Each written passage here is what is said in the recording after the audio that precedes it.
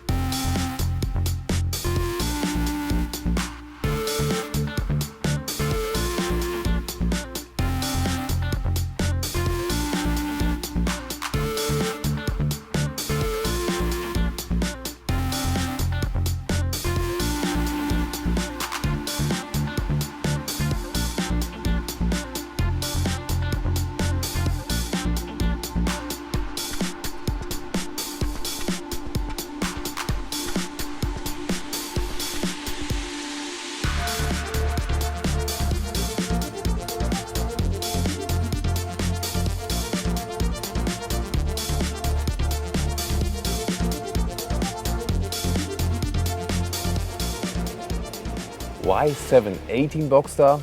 Well, that refers to the history because of this 1957 sports car from Porsche. It was called 718, and it is basically a bigger facelift, so not a true generation change, but with this name change they wanted to say it's something different now, it's a little bit more special. And also the reason was to create the same model lineup then with the 911, for example, because there will be a lot of different versions to come then again, of course. What about the front design in general? Well, if you compare it, for example, to the 911, here the headlights are sharper with the Boxster. The main difference is, of course, also with the side air intakes. But now with the 718, comparing with the predecessor model here, the lower air intakes, they have been altered a little bit. Here they form a more horizontal line, definitely. And the headlights itself, they have been changed. It starts with xenon in the front and LED in the rear, and optionally there's also LED for the front headlights available. And I always like to show you even more different colors.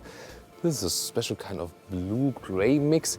Not my real favorite, but I can tell you Miami blue, that very spectacular, the screaming out blue, is also available for the Boxster. You've maybe seen it with the 911 already. But one more reason why I wanted to show you this car. Here we got the optional LED headlights. With our test vehicle before we had the xenon lights. Here the LED you see 1, 2, 3, 4. There you directly see it. Those ones are the LED lights, and also the central LED unit. This one looks also different if you scroll back to the other one.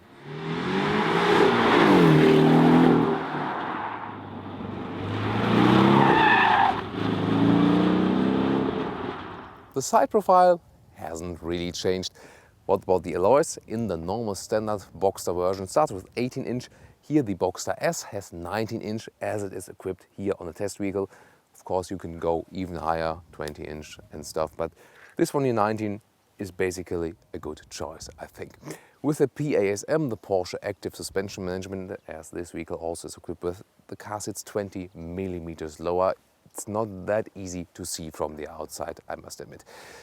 If we compare the 911 again, just from the design, here the main difference, because we have the midship engine concept, we have the big air intakes here at the side, and this midship engine concept makes the car also that agile. We will soon, of course, experience more of that. If we continue to the rear of this 4 meters, 37 meter long car, we see more changes. The rear lights have been redesigned and this decorative strip has been introduced. Reminds me a little bit also of the 918. It has some elements of the 918 now. Some even say, oh, from the distance it looks like a small 918 Spider. Also some interior elements will be carried on. Look forward to that. Then in the Boxster S we have two central exhausts. They have been centered now. With the standard Boxster version there's just one exhaust pipe, but you can, for example, not go for the S version, but for the standard version just pick this exhaust. So there are a lot of different possibilities. And I just go around the car now because you can see it right here now, but at higher speeds the rear wing is flipped out, and you can also do it with a separate button right here, but usually just leave it on the automatic setting. At lower speeds it goes down then again. And what about the electric roof? How does it open and close? And how does the car look closed? Let's start it. And I think it works pretty fast. You can watch the time code below. All electric, as I said, and you can open and close it until a speed of 50 kilometers an hour. That's it. So it's getting closed, and I'll open it again. I think it's a pretty good mechanism, definitely, and also doesn't consume too much space there in the rear. I prefer it open. What about you? You like it more open or more closed? We have already shown you different rims. This one here, some more choices, 19-inch, and the very huge one, 20, with a B-color scheme. And if you move around this sample here, there are two more 20-inch. This is the so-called Carrera Classic wheel, and below that the Carrera S wheel.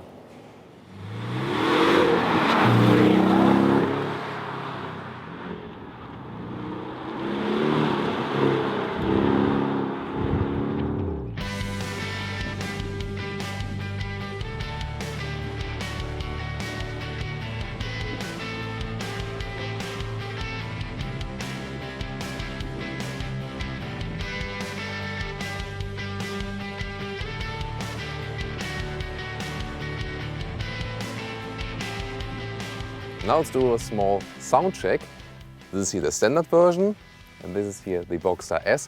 You see, usually that one here would have one central exhaust. We can show you that one as well, but you can optionally equip it with that one. And so this sound comparison is about, is it a difference, 2 liter or 2.5 liter of displacement?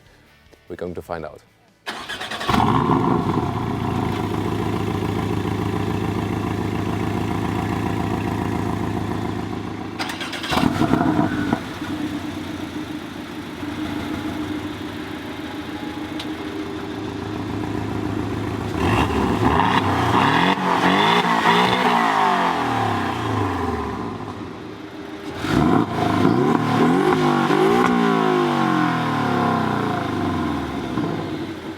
So did you hear any difference?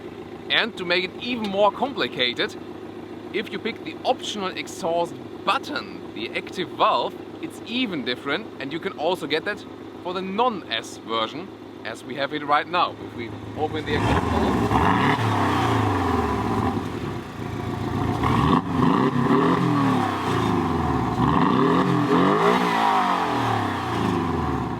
so what do you think, guys? Put me your opinion in the comments. And to sum it up again, because it's really a little bit complicated with the different options, it starts with the Boxster with the single exhaust.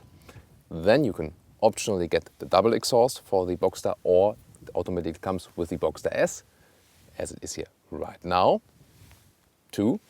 And then you can optionally get the special valve exhaust function, where we have the button in the middle console and can even get more boost. And strangely as it is, here the S does not have it, but the standard Boxster has it. And then you can get the best sound that is possible. And there we have the standard Boxster with the central exhaust, just one exhaust pipe. And I think also looks quite fancy. I'm not sure, which one do you prefer? Well, this would be the very standard exhaust, and I will soon show you where it was inspired from. And this is the name-inspiring racing car, the 718, the old 718. This very vehicle here is from 1960, and the weight is only 550 kilograms. Wow, that's really amazing. And this one also had a 4-cylinder. And you see how low it is, how flat, when it's like way down there somewhere. And look at that interior. That's how you used to build racing cars. And I'm telling you, the people who drove this car, that was real manual work.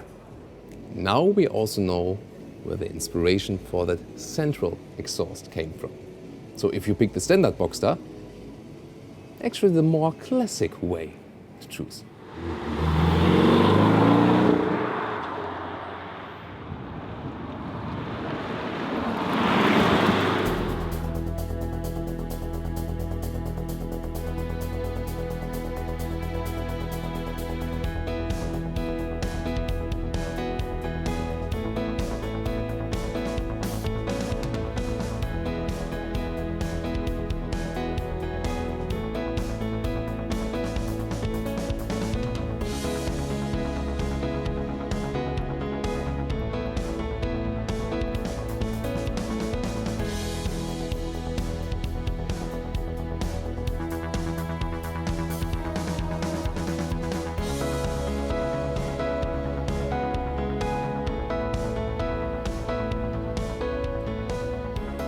Let's get inside. I think it's quite nice that those door handles, they open up a little bit, upward.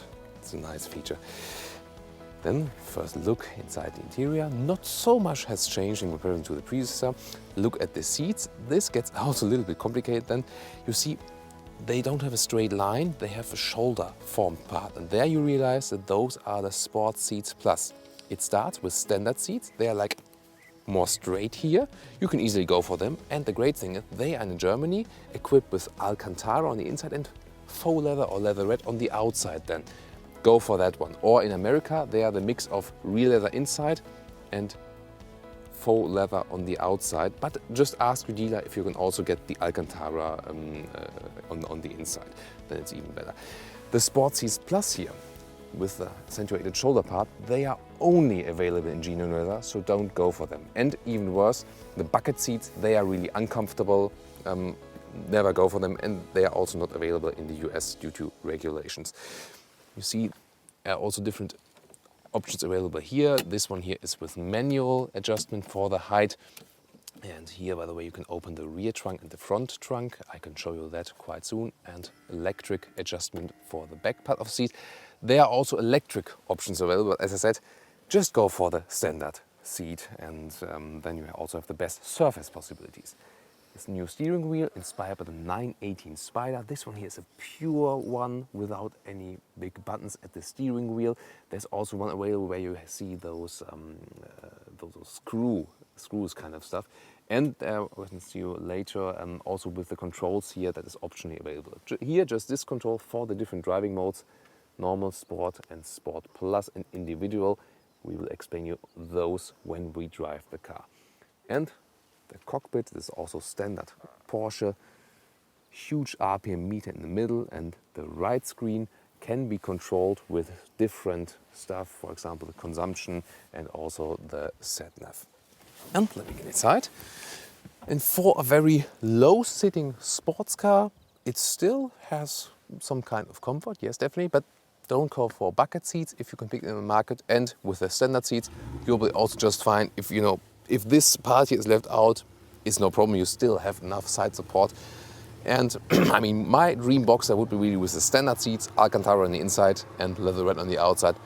That's the perfect combination. Even Audi doesn't offer that. When they use Alcantara on the inside, they put real leather on the outside, which is totally unnecessary. And for 700 euros extra, you can also get the steering wheel in Alcantara. Too bad it's really cost intensive to put the steering wheel in Alcantara, but I would also go for it because I also love Alcantara steering wheels. Those vents here, they have been changed a little bit. You see they're a little bit more accentuated, a little bit, the swelling is bigger on the top of that. And the same accounts for the middle part of those ones. And the clock has also been rearranged. It sits a little bit higher. And you already see it right here. The screen has been more integrated. Soon more details about the screen. And here in this manual gear shifting car, you see this is the classic gear shifting lever, 6-speed. I can also show you how it looks like when you have the PDK, the dual clutch transmission. The phone connection via cable could happen right here, USB slot and place for your iPhone or other mobile devices. Then we've switched this car for just a second. This one here is also the exhaust valve button, optionally available. Then this is here also not the manual gearbox, but the PDK, 6-speed manual or 7-speed PDK, dual clutch transmission. Then it looks like this. And this one here is also Apple CarPlay, the connection with the phone that is plugged in, so you can mirror your phone and have everything right here. If you go to the home button, then it's here right in the screen. And you see the whole setup here has changed. It's a flat setup here now. It's not going deep in there with the screen. A new modern screen with touch screen, and you know, the reaction times are quite fast. Also the buttons, they have a good sound then when you click on them. Just to give you some of the overview, media, the sat nav. I can go to the map, how the map looks like. That's it, we're in Portugal. So you're also working quite fast. So I'm really satisfied with this new infotainment unit.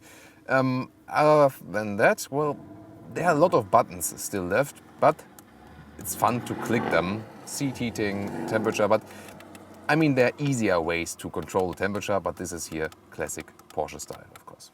Also, you see a little difference in the steering wheel here, because this steering wheel is equipped with the controls at the steering wheel, for example, picking up your phone, or on the left part to increase the volume. The other interior we had was just plain sport here, but basically, well, it's quite good to have the commands here at the steering wheel. Or what's your opinion? The right part of the instruments can be changed. Well, we have 12 liters consumption, but after playing around acceleration test, the Euro consumption was 10 to 11 liters. It will be a little bit higher than with the naturally aspirated engine, we suppose, but not a real difference. But it's not more fuel saving. So, and you can put GPS in here on the right side, telephone info, also your media info, some car information, oil temperature and stuff. Also the G meter, which we know from 911, and the chronometer for stopping the time, tire pressure and stuff. Storage spaces at the inside of the doors. This fits with a bottle, for example, a small bottle you can lay in there. And then another storage space right here, but quite slim. The glove box with another USB port, so in that size. Then there's this beverage holder up there. It's really interesting how those ones unfold, and you can adjust them in the size here and put bottles right in here. But we've already known that one. This is not new with the facelift, but always interesting to see. So about the boot or the trunk, this is, by the way, the Porsche key. It's always great because it's in the car design. There is a new feature that is not equipped with this test vehicle, where when you have the key in the pocket and raise your hand right here in the sensor area, then the trunk here behind opens, but this vehicle not equipped with it. Then you can either open it from the inside, as I've shown you, or here for the rear one. And this would be the space the Jaguar F-Type has at all. This one is even better usable, just a little bit. Already quite nice, of course not that spacious. Well, and behind that one the engine is. We cannot see the engine, unfortunately. That is one disadvantage of this midship engine concept. Here's for the fluids, you can refill that one right there. And then the front trunk, and that's really interesting. Open it with key or also from the inside. And this is the big advantage also if you think about Jaguar F-Type or the Audi TTS. A lot of space, an additional trunk in the front here, Porsche style of course. And you see a standard trolley. You could even maybe fit 3 of those next to each other, and that really works. Like this, then it really works. So very well usable. And if you think about a weekend trip or maybe a trip of a week through the Alps or whatever, that is perfectly possible here. So that is, well, I didn't think I would ever say that a Porsche is best in segment as for the luggage space. And another interior color, this one here in the pure red interior. And well, this is really love or hate. Love or hate, what about you?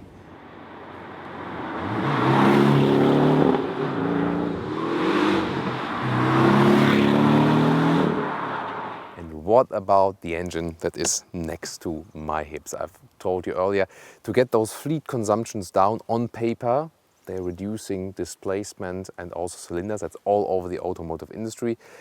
Is it really good for the environment? Well, mostly it's not really effective because on paper, yeah, the consumption go down, but in reality, not quite often. And if they reduce cylinders and displacement, they have to offer more power at the same time because Porsche customers would just say, okay, you take someone away from us. The new version, although less cylinder, is faster than in the acceleration. So what do we have here right now? Either 2 liter of displacement, turbo petrol engine, but still a flat engine, or 2.5 liter, as here in the Boxster S, 300 or 350 horsepower. 2 liter, 300 horsepower, 2.5 liter, 350 horsepower. So before that, it was a 6-cylinder flat engine with a little bit less horsepower each, but with more of displacement. So 0.7 and 0.9 liters more of displacement that have been cut away then. And I can also tell you so far, as for driving and performance, it won't matter so much, but more about it, of course, in the driving experience. Acceleration figures without the chrono package and with manual shifting is about 5 and 4.5 seconds from 0 to 100 kilometers or 0 to 60 miles an hour. If you pick the chrono package and the PDK and use launch control, you can even get those acceleration figures down with the Boxster S close to almost 4 seconds from 0 to 100 kilometers or 0 to 60 miles an hour. And this is what everyone is talking about. This is the turbocharger, and we have here a cutaway engine starting right here. Very interesting to see it because usually you cannot see it because you have to go to a workshop to open everything of that one here. This is here where the big side intakes are. We have shown you that one. And this part here for display has been separated, but this one here would usually sit right on here. And you see here again, here's duplicated. This is a turbocharger from the inside with the cutaway model. It's turning very fast, I can tell. And now the central engine with the duplex chain. And also this is the oil filter, for example, in a cutaway model, the 2.5 liter displacement version. And when we move on to the last part, to the exhaust treatment right here. And this is also the S model or the optional exhaust pipe with the 2 pipes.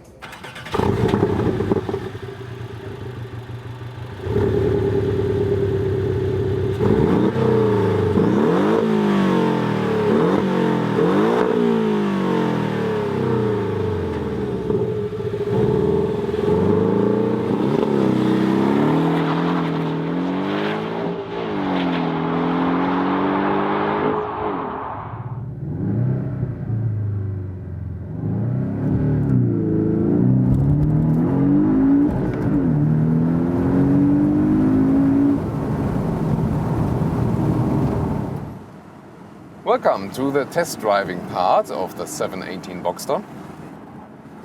We're driving the Boxster S here now. Of course, as I've told you, we're going to talk about all of the different experiences with the S and the non-S version.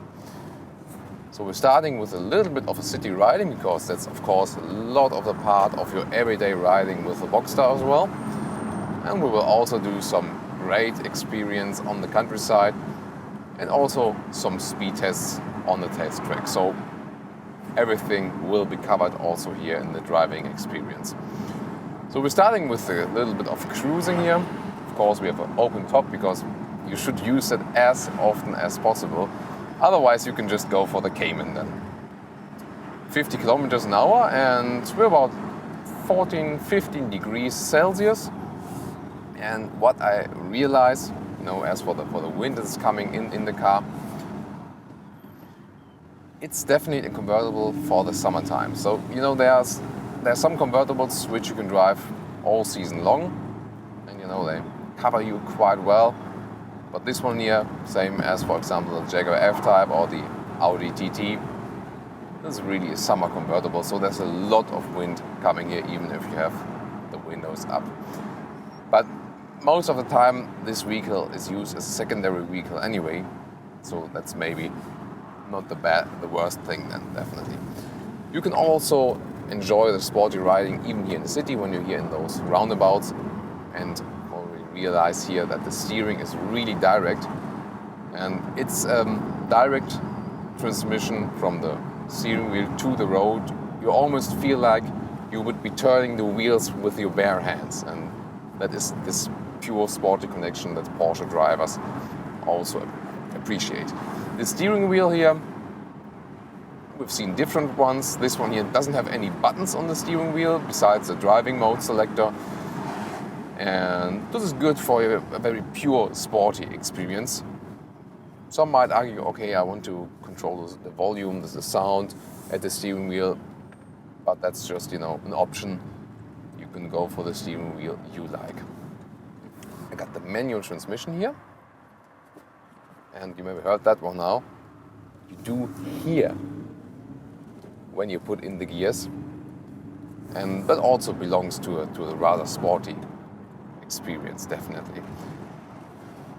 The ways, the ways where you shift from gear to gear are very short, and so you can also have great and also fast shifting experience, which also belongs to the sporty car. Maybe one short acceleration already here when you're going now on the a bigger road, maybe from 30 to 70, something like that.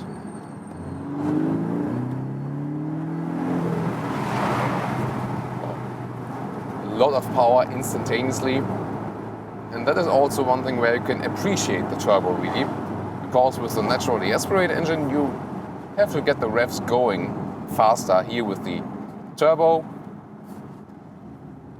everything is there instantaneously really. And there's also what we in Germany call turbo loch. That is, when you feel the turbo has to set in first, and you hardly experience that one here, because just look, at the rev meter and also the speed that is increasing. It's all happening gradually, and power is just there. And I've also talked to some racing drivers and to also test drivers who are also driving on the Nürburgring Nordschleife quite frequently. They all say that this is the main difference there, that the power is always there. So let's see where we go here. Sorry.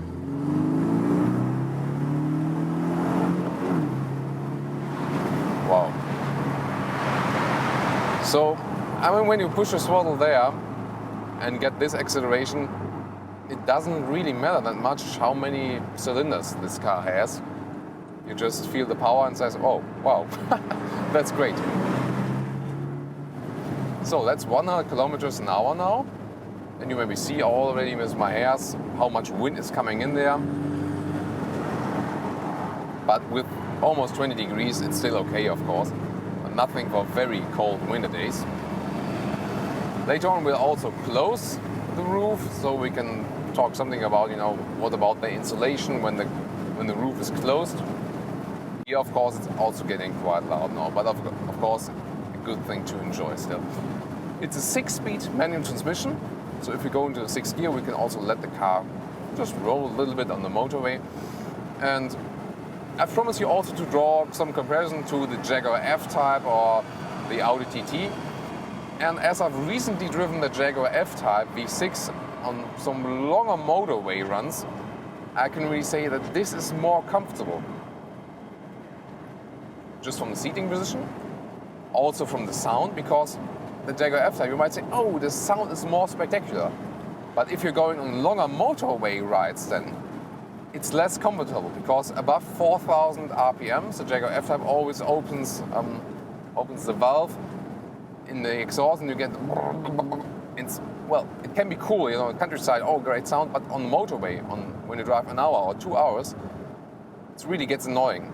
And so this one here is also suitable for longer motorway rides if you compare it to the competitors. Of course, there are other cars in other segments which are more suitable for the motorway rides, but if you compare it here to the direct competitors, this one plays a fairly good role there. This vehicle is also equipped with the PASM, the Porsche Active Suspension Management. That means the car already sits 20 millimeters lower and has this adaptive sport suspension. At the moment, the normal mode is set in on that gives you a fairly comfortable ride, especially when the road is rather plain and flat. However, if there are some small bumps in the road, you do feel that this car is already more towards a rather rough sports car, but that's also what it's supposed to be. We can also activate the other suspension mode. It says here also sport suspension, and like this now, when there's a change in the road surface or some small bumps, you do realize it, but at the same time you also get more feedback from the road. See it right here. There's no tilting at all. It's really like driving in a go-kart. When I deactivate it, it's a little bit softer, a little bit smoother. That was the sideline now. But still, even in the normal suspension mode, you got total control of the car. And that's always what I always stress about, also the difference between the Boxster and the 911. Here, you even feel more in control. So, as we are on the motorway right now, I think the main conclusion for this part is cruising is very well possible. And you can enjoy that one as well. The roof, we cannot close it right now. It works until 50 kilometers an hour. We'll do that later and then also tell you more about the sound insulation.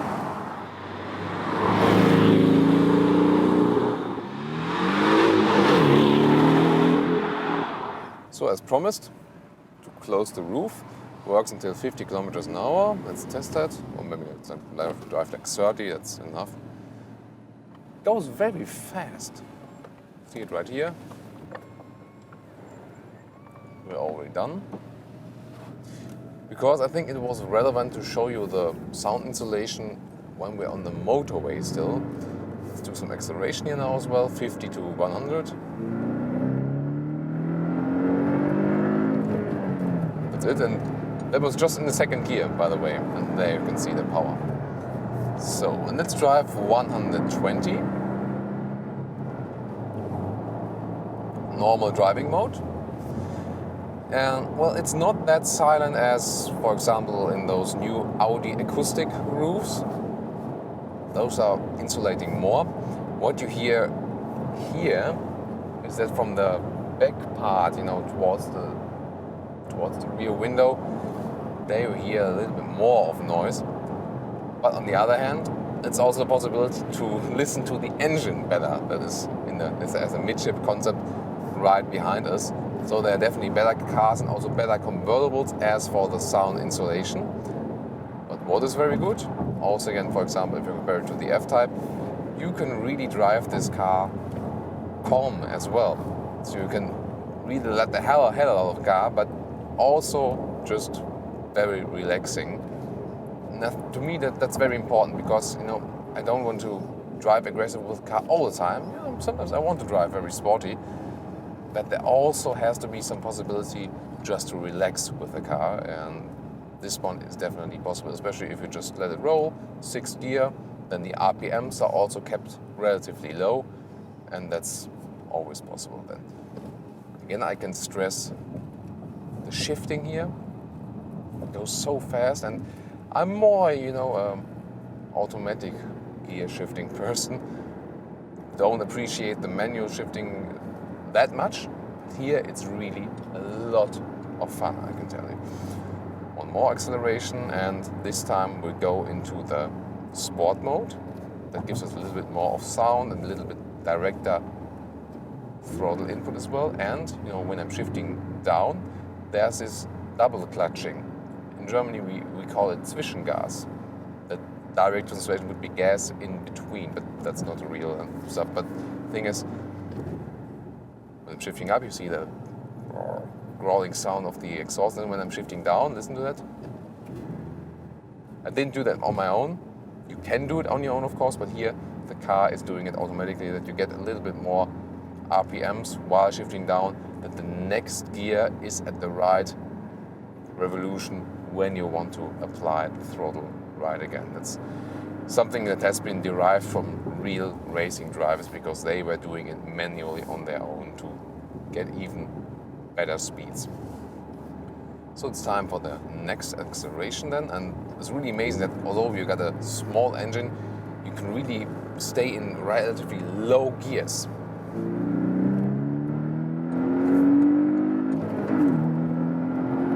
Wow. Again, I don't really care, is it a 4-cylinder or 6-cylinder? As for the performance, it doesn't really matter. The difference here for the performance between the S and the non-S model is, by the way, 0.5 seconds difference in the acceleration from 0 to 100 or kilometers an hour or 0 to 60 miles an hour. So it's 4.5 or 5 seconds. That's a great acceleration figure, all that you need. And of course the car is faster than the version before the predecessor. That's it now for the motorway part. Let's now have some real fun on the countryside.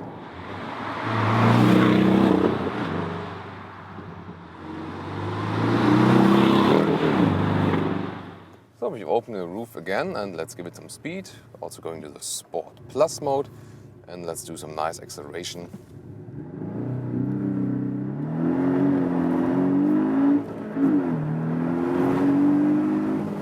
That was 0 to 110 already.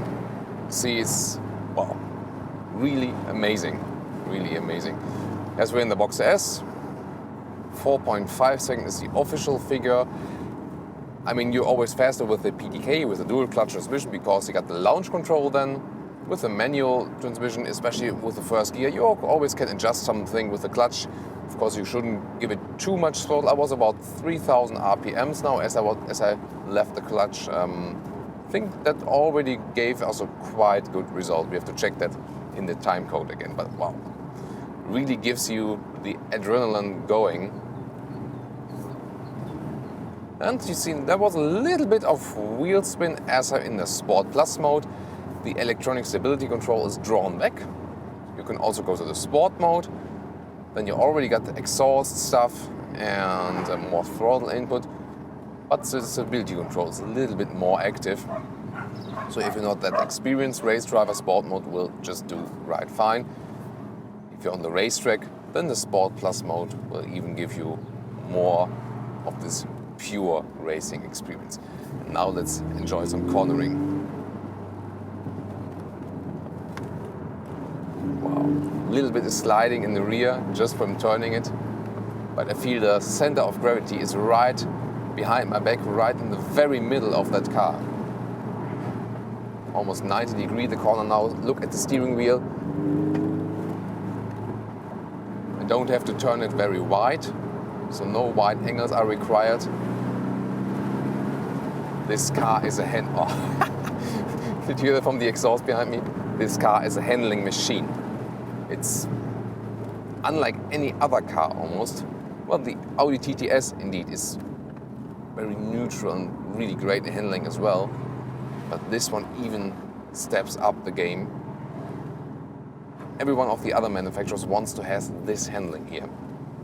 And I can again only stress, yes, the 911 is an iconic car, but if you look at the handling, the 911 cannot match the Boxster or the Cayman.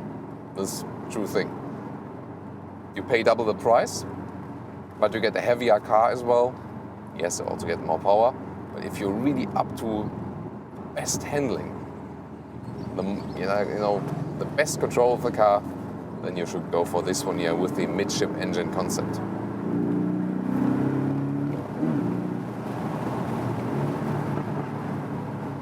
This is, by the way, also a little bit different from the S model and the non-S model. The S model has a little bit different from the sound. It's not too huge. We can later on also have a direct comparison again. But it gives you a little bit more driving fun. But it's no game changer. I mean, already the non-S model gives you a lot of fun. In the sport mode here, I think they have found a very good compromise that you still get control over the car. But if, for example, it was on a second gear, pushing the throttle very hard, get a little bit of the spin just in the rear. Not that much that I lose control over a car. You know, they are very aggressive other sports cars. But so much that it's just a lot of fun to drive it, and I like that compromise. except here when I'm going right and left. Can't be any more direct. Wow. The only car where you get such a direct handling and driving feeling cheaper is the Mazda MX-5, by the way.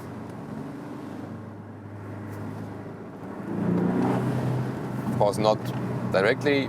People will say, oh, you cannot compare a Porsche to a Mazda. But I mean, if you want to save a lot of money or cannot spend so much money on the Porsche, then the MX-5 would come closest to us, because also a very pure sports car. You can also check out that review. I have so much fun also just shifting the car.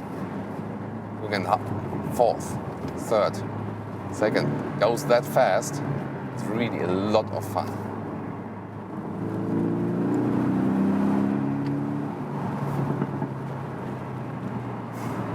Especially when you're driving it with the open top.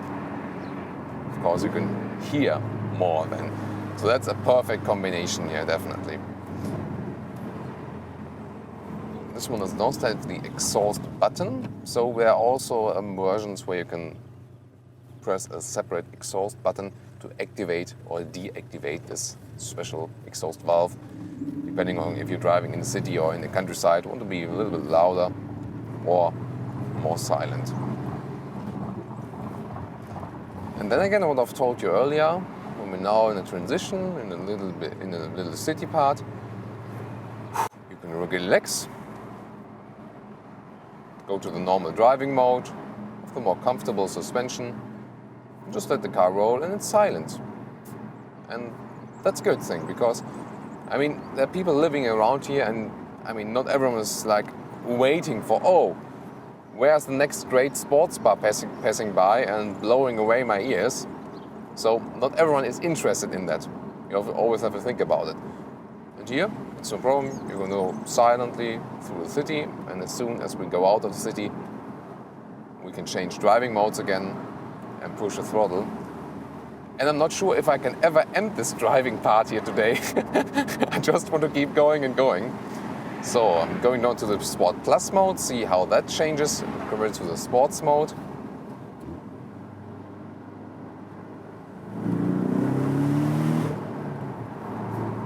Oh.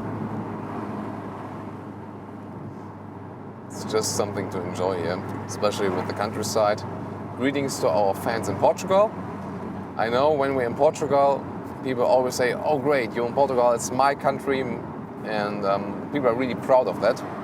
And yeah, well, I like that. So, obrigado for watching here the Autogefühl episode. Second gear.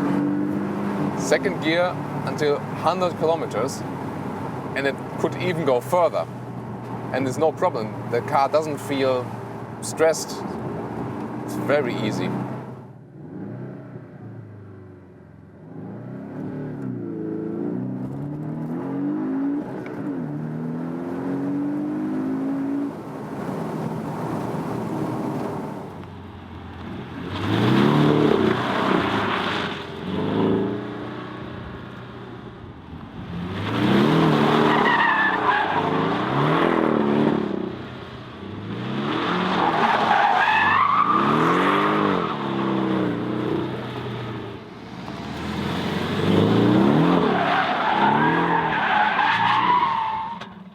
So now here on the test track, Sport Plus mode, and we'll experience the different mode of the stability control, which you can even set off with a button here. So if we're in a normal Sport Plus mode, the stability control is already drawn back. If we just go in a circle with high throttle now, see, you can slide around the back. That is possible, but it's kept a little bit tight still. You still have good control. Doesn't slide me out completely. I would definitely recommend that. It's totally enough. Dry conditions here, by the way. Then if I can activate the PSM Sport, then the stability is even drawn back a little bit more. See it right here? You can see the difference. The rear slides out even more. Wow, so amazing. But the car at some point, especially in dry conditions, it's getting the grip again, And I mean, I'm applying so much throttle here in the first gear, and I can't even explain. This is really the car with the best handling ever, I can just tell you so far. This one here, this mode is already recommendable if you really know what you're doing. Activate again, and then if you hold it, then you can cancel it completely, stability control, and now I can kind of do what I want.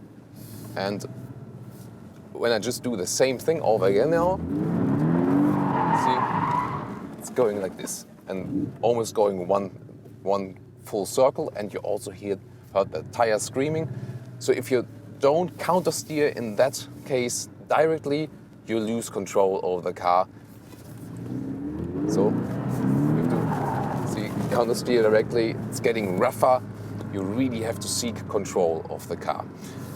But that shows you, no matter what skill you have, no matter on which racetrack you possibly go, you can really adjust it. But for the most use, you just leave it in, because we've experienced that with the driving. Even if this one here is activated and you're in the sport class, or even just in the sport mode, you have a lot of fun still with the car, because the rear is just sliding out a little bit, and I can just recommend it, because especially on public roads, you shouldn't do the stuff that we were doing here right now, because if you lose control over the car, then it's not only about you, it's also about other people,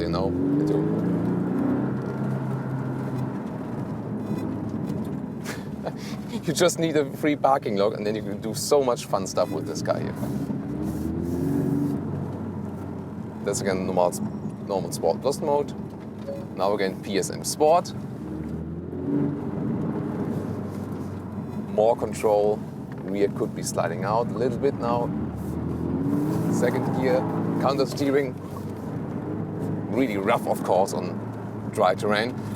This one here is maybe my favorite mode, Sport Plus, and then PSM Sport, because if you put it completely off, maybe it goes a little bit too fast that the car is sliding around. This one here is a great setting to have a lot of fun, let the rear slide out a little bit, but still have a little bit of a safety electronic feeling.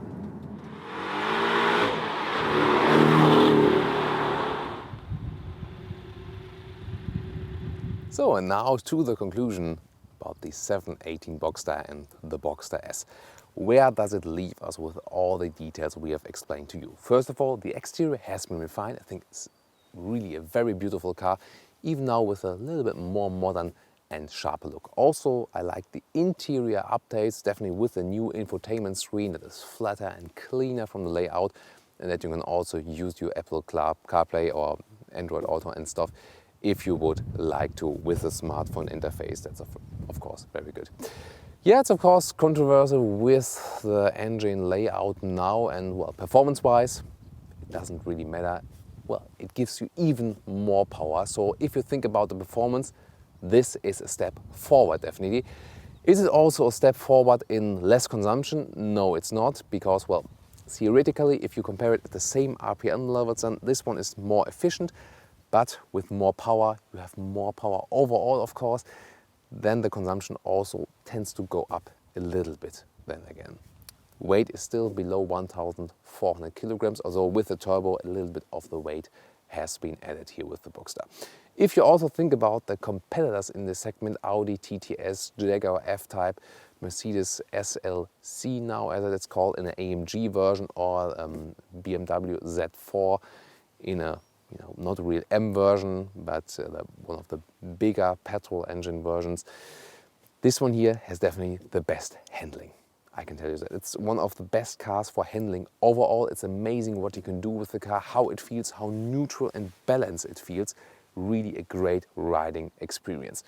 Still, there's not too little comfort, especially on longer Autobahn rides. It's calm enough, and I like that compromise here. You don't have that, for example, with the F-Type.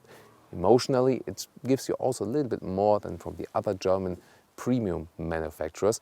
Of course, each one has their different advantages and disadvantages, but I think a lot of those we showed you here today in our 718 Boxster review. So, what about you? What about your opinion on this, well, extensive product update, let's take it that way, and of course about our review, and maybe what Porsche do you want to see next. There will of course be new Porsche reviews upcoming here, and of course of all the other brands in the industry. Thank you very much for watching Autogefühl with Thomas, and we see each other at the next Autogefühl episode.